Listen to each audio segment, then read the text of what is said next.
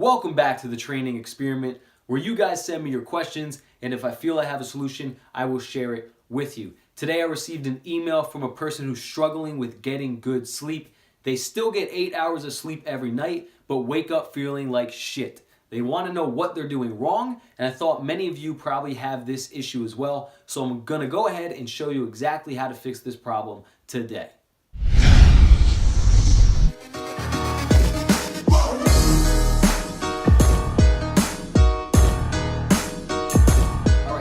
The person who emailed me personally, and I don't know you guys personally, so I can't tell you what you're doing wrong, but I'm going to show you what you should be doing right, and in this list of what you should be doing right, you will find what you are doing wrong. So it all starts out with the 8 pillars of sleep. If you follow these 8 pillars of sleep and you dial in on them, I guarantee your life and your sleep will change forever. So pillar number 1 is your circadian rhythm. What the fuck is your circadian rhythm? Well, you should know. It is the natural biological clock of your mind and body that follows the rhythms of the sun. So the rising and falling of the sun. When the sun starts rising, you are supposed to naturally produce hormones that get you awake and vibrant and energized, such as cortisol. That's the main one. It's a stress hormone. As the sun rotates around the earth and it starts falling, the production of cortisol should reduce, and the production of melatonin, your main sleep and repair hormone and recovery hormone, should start increasing and kick in as the moon comes up. Most of us have dysfunctional and butched up circadian rhythms, which is causing you to get 8 hours of sleep and still wake up feeling like shit. So how do we fix this? We fix it by getting a proper sleep schedule. So my recommendation for you is to fall asleep no later than 11 p.m. at night and wake up no later than 7 a.m. in the morning. Your best bet for the best results is 10 p.m. at night, 6 a.m. in the morning. That is your schedule. For the first 2 weeks of applying this schedule, it's going to suck. You're going to find it very hard to wake up on that time. You're going to want to roll over and go back to sleep, but do not do this, okay? Get up and make sure you get up. Make it your mission to get up on time and try your best to fall asleep at around those times as well.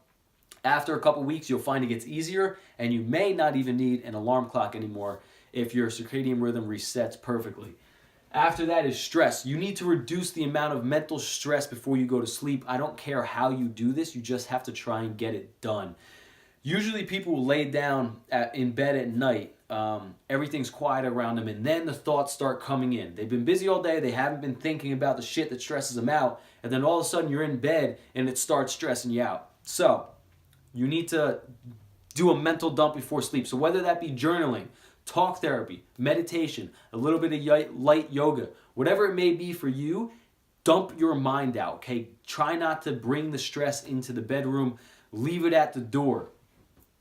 Okay, number 4, light exposure. When light hits your eyes and your skin, because your skin has light receptors on them, you start releasing cortisol. Your body and mind cannot differentiate artificial light from natural sunlight. It just can't. It does affect your body in a little bit of a different way, but it doesn't really recognize it as two different things. So if your body releases cortisol when it sees the sun, it's going to release cortisol when it's interacting with artificial lighting as well. So ditch your electronics, TVs, computers, smartphones, turn off all your lights 30 to 45 minutes before you go to sleep. I guarantee this helps reduce the cortisol production happening within your mind and body, and it will allow for melatonin to flow more freely. Stimulants. If you're somebody like me who's very sympathetic nervous system dominant, you are someone who loves stimulants. You find it hard to shut off. You're constantly on. You're constantly wired. Especially for people like us, we need to cut stimulants out at 4 p.m. Stop drinking stimulants later than 4 o'clock in the afternoon. It's going to disrupt your sleep cycles. I don't care if you're someone who says you can fall asleep while drinking coffee.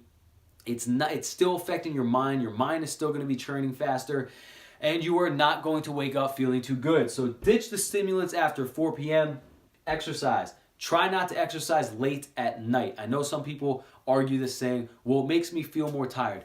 Yeah, but you're releasing hormones such as endorphins, you're still releasing cortisol, adrenaline, things of this nature that have the potential to keep you up at night. So try your best to exercise in the morning, not only because of the hormone production associated with exercise that may keep you awake, but just because of the fact that if you are expending more energy during the day and during exercise you expend a lot of energy, you will be more tired at night, so you'll find it easier to fall asleep Diet. A lot of people do not understand that diet plays a big role when trying to get the best quality sleep. If you're consuming simple sugars late at night, you're going to spike your blood sugar levels and your insulin. You're going to find it hard to fall asleep. My suggestion to you is to stop eating after 8 o'clock at night and do not consume simple sugars with your dinners. Ditch all the sports drinks at night, any candy, things of this nature, because it can disrupt your sleep. But don't hold that as a law, because I've experimented with eating complex carbohydrates before bedtime with my dinner, such as sweet potatoes, and I have found in the past that this does give me good quality sleep. It has not worked for me recently, so I have switched it up, but it may work for you. So try it out, but almost across the board, when you consume simple sugars before sleep, it disrupts your sleep quality. And last but not least is your sleeping environment. A lot of people skip this last step, but it's very, very important. You need a pitch black room that is completely quiet and cold. If you're trying to sleep in a heated environment, you're going to find it difficult. You're going to be rolling around all night.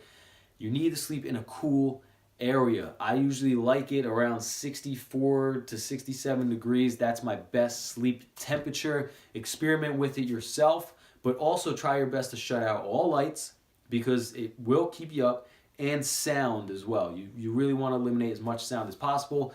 These are just the 8 pillars. Experiment with them. See what works best for you. See what you may be doing wrong, what you may be doing right. It's all an experiment, but if you follow these 8 pillars of sleep, I guarantee you will change your life. Sleep is the first rung on my pyramid of health, because in order for us to optimize our nutrition and our exercise and our mental capacity, we need proper balanced hormone production and recovery. And that all comes from sleep. It is the golden chain that ties your health together. I hope this video helped. If you have any more questions, feel free to email me at samtletson@gmail.com. Go visit my website, thetrainingexperiment.com. Check out my program. It's called You're Not Stressed Enough. It shows you how stress can actually benefit you and change your life in a positive way. Go follow me on Instagram. And yeah, that's it. Train your life to change your life. I'm out.